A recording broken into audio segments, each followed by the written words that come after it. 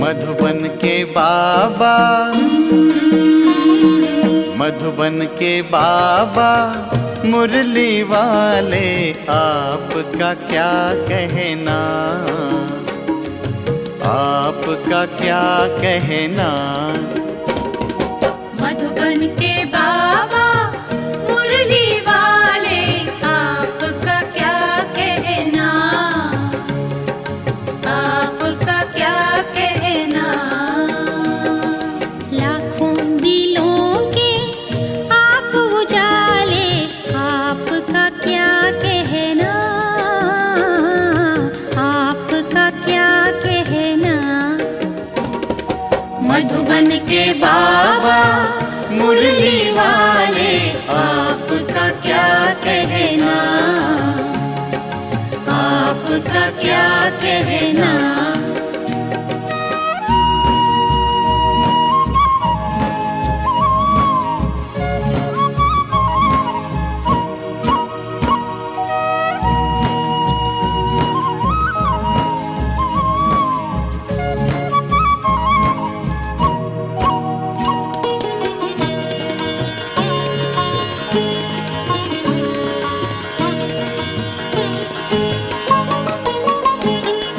कितनों को आपने राह दिखाई, राह दिखाई हो,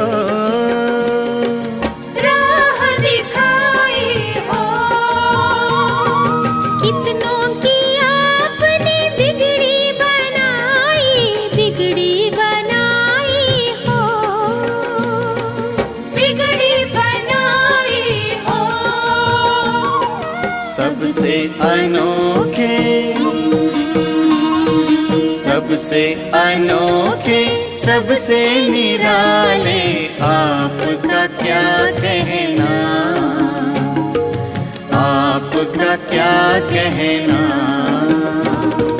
मधुबन के बाबा मुरली वाले, आपका क्या कहना, आपका क्या कहना।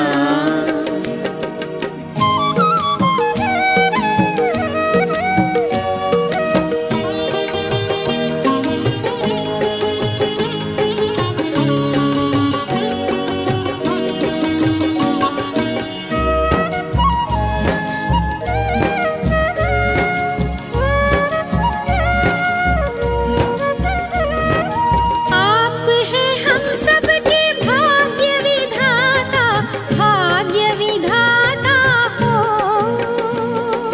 भाग्य विधाता हो। आपकी तुलना में कोई न आता, कोई न आता हो, कोई न आता हो।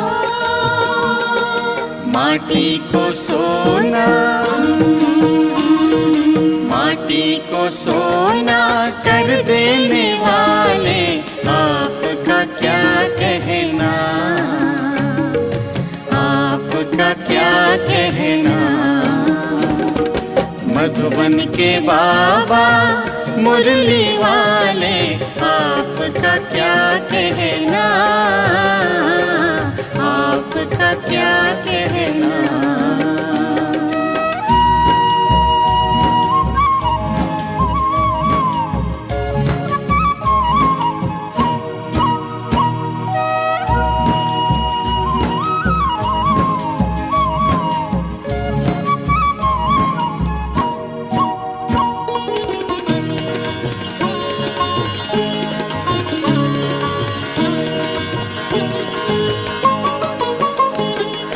आप आपने एक हमें अचरज दिखाया, अचरज दिखाया हो,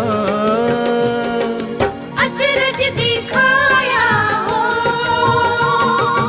आबू की भूमि को तीर्थ बनाया, तीर्थ बनाया हो, तीर्थ बनाया हो। पर्वत पे स्वर्ग, पर्वत पे स्वर्ग उतारने वाले, आपका क्या कहना, आपका क्या कहना। मधुबन के बाबा मुरली वाले, आपका क्या कहना, आपका क्या कहना। लाखों दिलों के आप उजाले, आपका क्या कहना, आपका क्या कहना। मधुबन के बाबा मुरली वाले, आपका क्या कहना, आपका क्या कहना।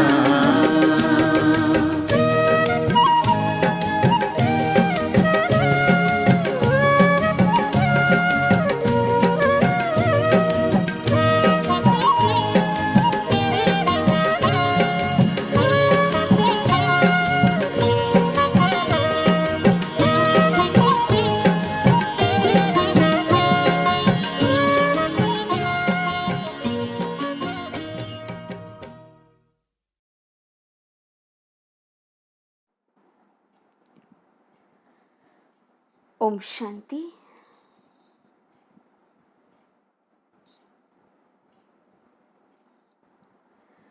उन्नीस 10/2022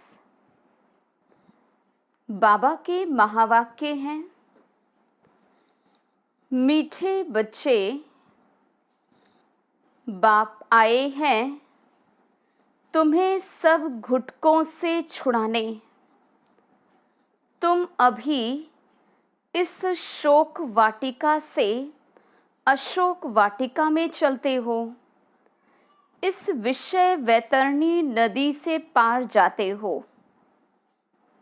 प्रश्न, याद में बैठते समय किस बात का विघ्न नहीं पड़ता और किस बात का पड़ता है? उत्तर, याद में बैठने के समय किसी भी आवाज़ या शोरगुल का विघ्न नहीं पड़ता, वो ज्ञान में पड़ता है। लेकिन याद में माया का विघ्न ज़रूर पड़ता है। माया याद के समय ही विघ्न डालती है, अनेक प्रकार के संकल्प विकल्प ले आती है। इसलिए बाबा कहते हैं, बच्चे सावधान रहो, माया का घूंसा मत खाओ। शिव बाबा जो तुम्हें अपार सुख देता है, सर्व संबंधों की सैक्रीन है, उसे बहुत बहुत प्यार से याद करो। याद में तीखी दौड़ी लगाओ। गीत, रात के राही थक मत जाना। ओम शांति। मीठे मीठे बच्चे जो यात्रा पर हैं, वैसे जो बैठे हैं उनको यात्रा पर थोड़े ही कहा जाता। ये यात्रा कैसी वंडरफुल है। शांति की यात्रा, शांति धाम में जाने की यात्रा। रावण के राज्य में गुटखा खाकर मरना होता है। एक सत्यवान सावित्री की कहानी है ना, कि काल से भी सावित्री सत्यवान की आत्मा को वापस ले आई। वास्तव में ऐसी कोई बात है नहीं, बाकी आधा कल्प काल खाता है, अंत में घुटका आता है ना।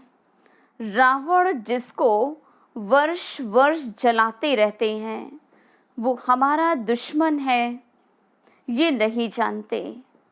बाबा कहते हैं, मैं आया हूँ तुमको शोक वाटिका से निकाल अशोक वाटिका में ले जाने, जहाँ गुटखा खाना नहीं होता। यहाँ तो अनेक प्रकार के गुटके हैं। माँ बाप पति बच्चों के गुटके खाते रहते हैं, पति विकार में फंसाते हैं। बाप आकर इन सब गुटकों से छुड़ाते हैं और नई दुनिया में ले जाते हैं। अभी आत्मा के पंख टूट गए हैं, आत्मा उड़ नहीं सकती, फिर याद की यात्रा नहीं कर सकते। बरोबर ये बुद्धि योग की यात्रा है। लिखा है ना, मन मना भव। इसका अर्थ कोई यात्रा थोड़ी ही समझते हैं। कहते हैं राम ने बंदरों की सेना ली और बंदरों ने पुल बनाई। बंदर पुल कैसे बनाएंगे? ये तुम्हारी याद के यात्रा की पुल बन रही है, जिस पुल से तुम विषय वैतरणी नदी पार हो जाते हो। बाप इस नदी में तैरना सिखलाते हैं। खिवैया है ना, विषय वैतरणी नदी से पार कराए शिवालय में ले जाते हैं। कहते हैं अमृत छोड़ विष काहे को खाए। तो ज्ञान को अमृत कहा जाता। ज्ञान से सद्गति होती है। शास्त्रों को ज्ञान नहीं कहते, वो है भक्ति की सामग्री। शास्त्र पढ़ने से सतयुग आ नहीं सकता, सद्गति हो नहीं सकती, इसलिए उनको ज्ञान अमृत नहीं कहेंगे। वो है भक्ति। ज्ञान में पहले 100% सद्गति, फिर धीरे धीरे नीचे उतरते हैं। ये नहीं कहेंगे कि सतयुग में भी दुर्गति होती है, वहाँ दुर्गति का नाम नहीं होता। कलयुग में सबकी दुर्गति होती है। तुम जानते हो सर्व पर दया करने वाला एक ही है, जिसको श्री श्री कहा जाता। फिर श्री श्री का टाइटल सब पर रख देते हैं। श्री कहा जाता है देवताओं को, श्री लक्ष्मी नारायण, श्री राम सीता। तो ऐसा श्री बनाने वाले को श्री श्री कहा जाता। तुम बाप के सामने प्रतिज्ञा करते हो कि हम कभी विकार में नहीं जाएंगे। अगर प्रतिज्ञा कर फिर भूल की तो बाप का राइट हैंड धर्मराज भी बैठा है। धर्मराज माफ नहीं करेगा। बाप भी गुप्त, ज्ञान भी गुप्त, मर्तबा भी गुप्त। ये सिर्फ तुम बच्चे ही जानते हो कि हमको श्रीमत देने वाला कोई मनुष्य हो नहीं सकता। प्रजापिता ब्रह्मा द्वारा बाप रचना रचते हैं। प्रजापिता सूक्ष्म वतन में तो होता नहीं, जरूर यहाँ ही होगा। तुम बच्चे समझ गए हो कि ब्रह्मा इस समय ब्राह्मण है। इनको भविष्य में बादशाही मिलती है। देवताएं पतित दुनिया में तो राजाई कर न सके, तो पुरानी दुनिया का विनाश चाहिए। विनाश तो होना भी है ज़रूर। अभी थोड़ी देरी है। तुम्हारा अभी नए झाड़ का सैपलिंग ही पूरा नहीं लगा है। आगे गाते थे त्वमेव माताश्च पिता त्वमेव। सबके आगे ये महिमा गाते रहते हैं, समझते कुछ भी नहीं। अच्छा विचार करो, ब्रह्मा माता कैसे हो सकती? लक्ष्मी नारायण की भी अपनी राजाई चलती है, तो उनको माता पिता कह न सके। तो इस समय परमपिता परमात्मा प्रैक्टिकल में माता पिता का पार्ट बजा रहे हैं। फिर भक्ति मार्ग में महिमा गाई जाती, उसमें भी पहले पहले शिव बाबा को त्वमेव माताश्च पिता कहते, पीछे लक्ष्मी नारायण सीता राम सबको कहते रहते। अक्ल तो कुछ है नहीं, शिव बाबा है सैक्री। ये मनुष्य मात्र समासुरी मत पर दुख ही देते रहते हैं, और मैं सबके एवज में सबसे जास्ती सुख देता हूँ। मैं दाता हूँ। मैं तुम बच्चों को श्रीमत देता हूँ कि बच्चे तुम जितना याद की यात्रा पर रहेंगे, स्वदर्शन चक्र फिराएंगे, कमल फूल समान बनेंगे, उतना ऊंचा पद पाएंगे। इन अलंकारों का अर्थ भी कोई समझा न सके। अलंकार तुम ही धारण करते हो। निशानी विष्णु को दे दी है। तीसरा नेत्र भी देवताओं को दिया है। वास्तव में तीसरा नेत्र भी तुमको मिलता है। त्रिनेत्री त्रिकालदर्शी अक्षर है ना। इसका अर्थ भी इस समय तुम आत्मा की बुद्धि में है। आत्मा की बुद्धि में सब कुछ रहता है। मेरी आँख नाक कान भी शरीर नहीं कहता है। आत्मा कहती है ये मेरा शरीर रूपी महल है। आत्माओं को मालूम पड़ा है कि मुझ आत्मा में 84 जन्मों का पार्ट नोंधा हुआ है। कितनी गुप्त बातें हैं। आत्मा को रॉकेट भी कहते। जिस आत्मा को शरीर छोड़ लंदन में जाना होगा तो सेकंड में चली जाएगी। उन्होंने तीखा रॉकेट बनाया है जो सुबह चले तो शाम को पहुंच जाए। आगे स्टीमर में 3-4 मास लग जाते थे। अभी भी स्टीमर में 1 मास लग जाता, एरोप्लेन में 1 दिन। परंतु आत्मा बहुत तीखा रॉकेट है जो 1 सेकंड में पहुंच जाती, जो कोई भी देख न सके। तुम आत्मा का ऑलराउंड पार्ट है। अच्छा, परमात्मा का पार्ट क्या है? द्वापर से मेरा साक्षात्कार कराने का पार्ट है। जो जो जिस भावना से मुझे याद करता है उनकी मनोकामना पूर्ण करता हूँ। अभी मेरा ज्ञान देने का पार्ट है। पतितों को पावन बनाने का पार्ट है।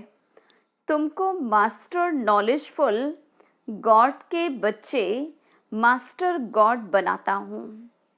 जिन्होंने कल पहले पुरुषार्थ किया था वही करेंगे। बच्चे कहते हैं कल पहले आए थे, अब फिर से वर्षा ले रहे हैं। किसके पास? मात पिता के पास। सरस्वती सबकी माता है। उनकी माता ये ब्रह्मा है। इनकी माता तो कोई है नहीं। शिव बाबा खुद कहते तुम मेरी बन्नी हो। तो फिर मैं कहता हूँ पति बिगर खाना मैं कैसे खाऊंगा? तो अच्छा, शिव बाबा और हम दोनों इकट्ठे खाते हैं। नशा तो रहता है ना। तुम भी खुद कहते हो बाबा दलाल बन आया है अपने साथ सगाई कराने। तुम श्रीमत पर परमात्मा के साथ सबकी सगाई कराते हो। पंडितों ने जो विकार का हथियाला बांधा है वो बाप कैंसिल कराते हैं। बाबा कहते तुम ज्ञान चिता पर बैठो तो गोरे बनेंगे। काम चिता पर बैठ तुम काला मुख क्यों करते हो? श्याम सुंदर का अर्थ भी तुम जानते हो। श्री कृष्ण है सुंदर, अभी तो वह भी श्याम है। अब बाप ने आकर अपना परिचय दिया है। तुम हो पतित पावन गॉडफादर के स्टूडेंट। तो ये पाठशाला है। पाठशाला में पढ़ाई होती है। मेहनत करनी पड़ती है और उन सत्संगों में मेहनत नहीं। वहां तो गीता सुनी, ग्रंथ सुना और घर गया। वहां कोई थोड़े ही कहता कि पवित्र बनो, यात्रा करो, आगे चल। ये सब जिस्मानी यात्राएं आदि बंद हो जाएंगी। बर्फ पड़ी व एक्सीडेंट हुआ तो कोई जाएंगे नहीं, क्योंकि तुम्हारी यात्रा जोर होती जाएगी। हमारी यात्रा है शिवालय तरफ। पहले शिव की पुरी शिवालय में जाएंगे, फिर शिव की स्थापन की हुई पुरी शिवालय स्वर्ग में जाएंगे। शिवपुरी और विष्णुपुरी दोनों को शिवालय कहेंगे, क्योंकि मुक्ति, जीवन मुक्ति दोनों शिव बाबा ही देते हैं। तो सतयुगी दैवी घराना शिव बाबा स्थापन करते हैं।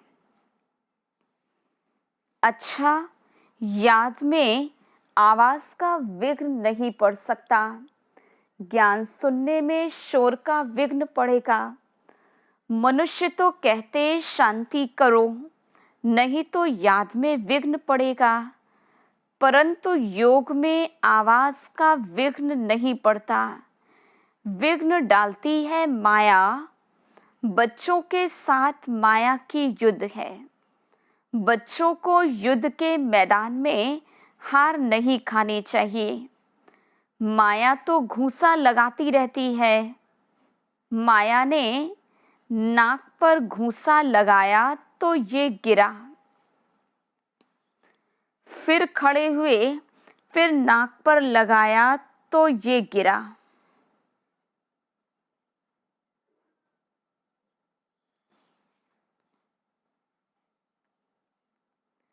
तो बाबा कहते ये माया का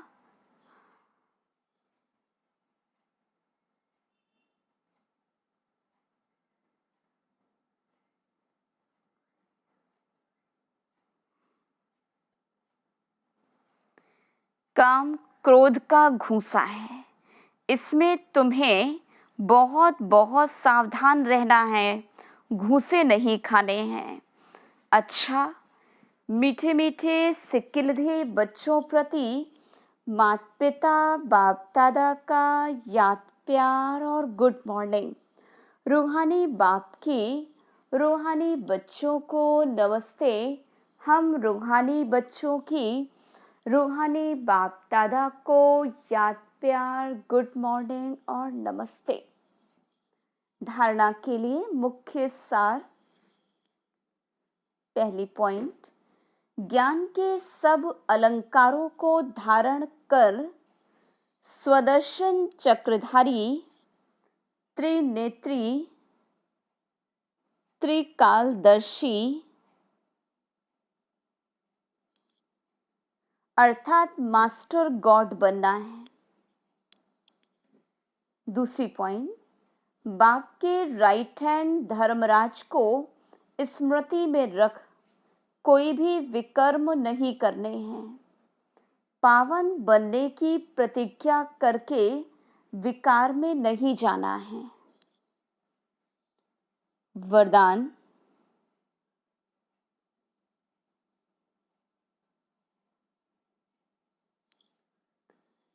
दृढ़ प्रतिज्ञा द्वारा अलबेलेपन के लूज स्क्रू को टाइट करने वाले तीव्र पुरुषार्थी भव। प्रतिज्ञा में लूज होने का मूल कारण है अलबेलापन। जैसे कितनी भी बड़ी मशीनरी हो, लेकिन एक छोटा सा लूज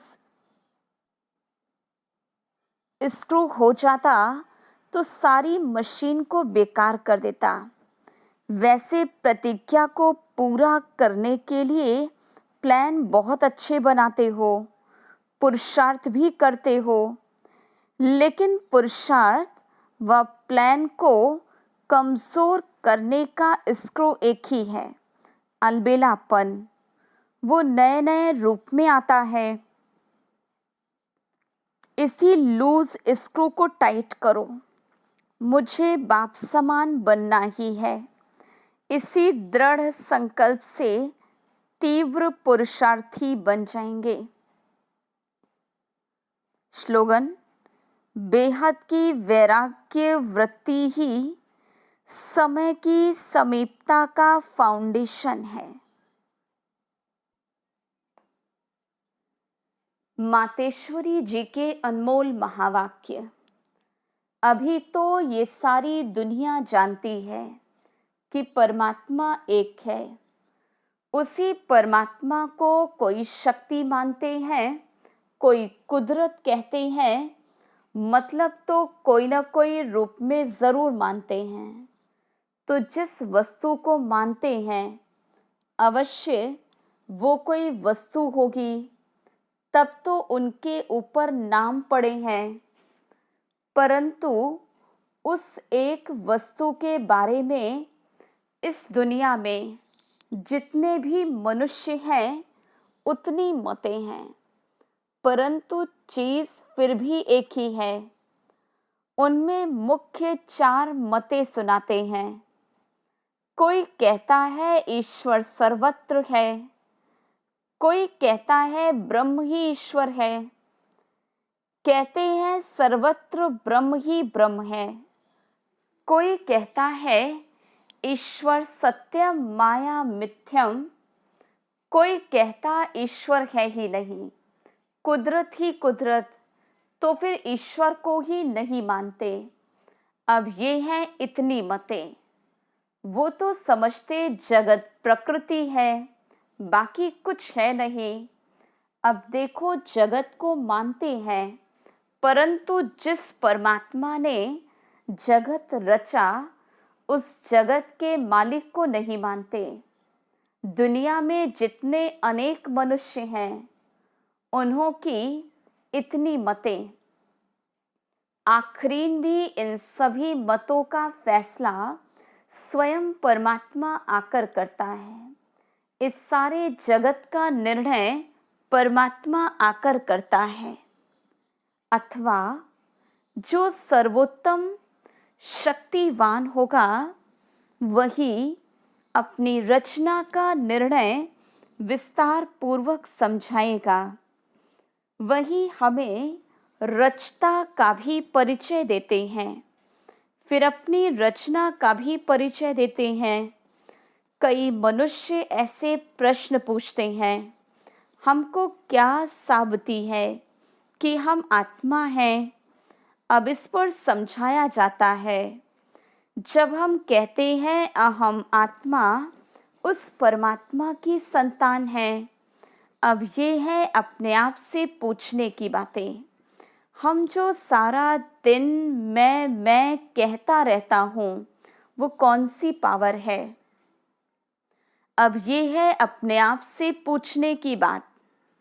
फिर जिसको हम याद करते वो हमारा कौन है?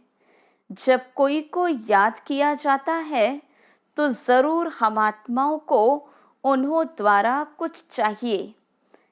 हर समय उनकी याद रहने से ही हमको उन द्वारा प्राप्ति होगी। देखो मनुष्य जो कुछ करता है, मन में कोई न कोई शुभ इच्छा अवश्य रहती है। कोई को सुख की, कोई को शांति की इच्छा। तो ज़रूर जब इच्छा उत्पन्न होती है तो अवश्य कोई लेने वाला है, और जिस द्वारा वो इच्छा पूर्ण होती है वो अवश्य कोई देने वाला ज़रूर है। तभी तो उनको याद किया जाता है। अब इस राज को पूर्ण रीति से समझना है। वो कौन है? ये बोलने वाली शक्ति मैं स्वयं आत्मा हूँ, जिसका आकार ज्योतिर्बिंदु मिसल है। जब मनुष्य स्थूल शरीर छोड़ता है तो वो निकल जाती है। भले इन आँखों से दिखाई नहीं पड़ती।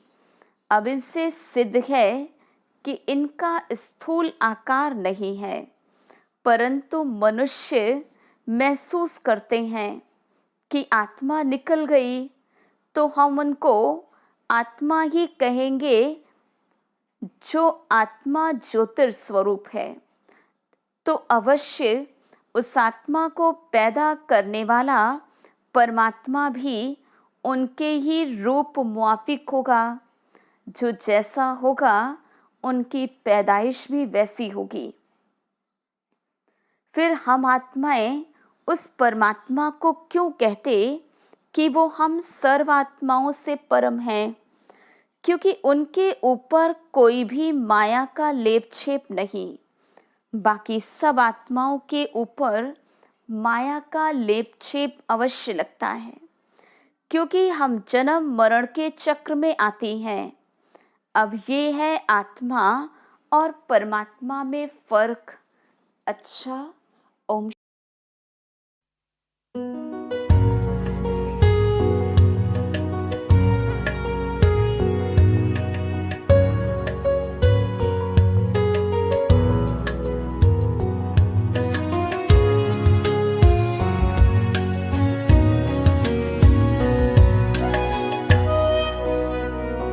बाबा मेरी यादों को सीने में समा लेना। बाबा मेरी यादों को सीने में समा लेना। बस तुझ में ही खो जाऊं,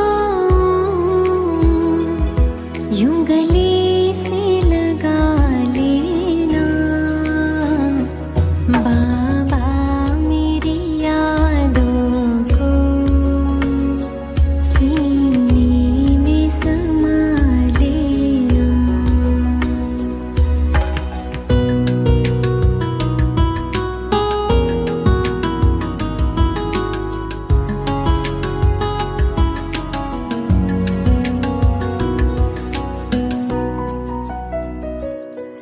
संसार से क्या हासिल, एक बाबा अपना है।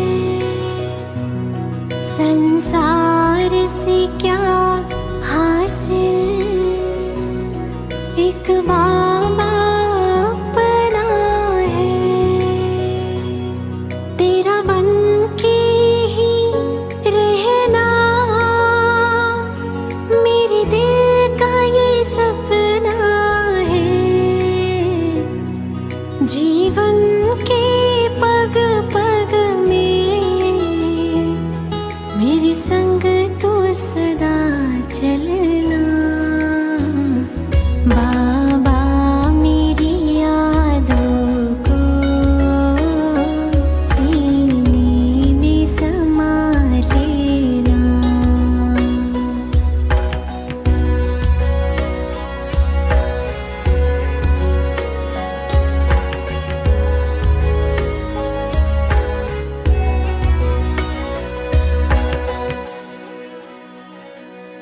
हम आए शरण तेरी,